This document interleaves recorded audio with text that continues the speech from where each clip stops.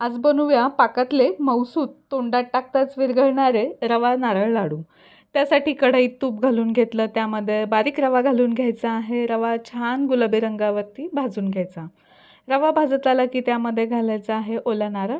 ओला नारळ घालून आपल्याला रवा अजून एक 5-10 मिनिट भाजून घ्यायचा आहे।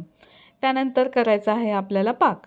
रवा आणि नारळ चांगलं भाजलं गेलेलं आहे। आता पाकासाठी मी पातेल्यामध्ये साखर घातली, त्यामध्ये पाणी घालून घेतलं आणि याचा आपल्याला एक तारी पाक करून घ्यायचा आहे।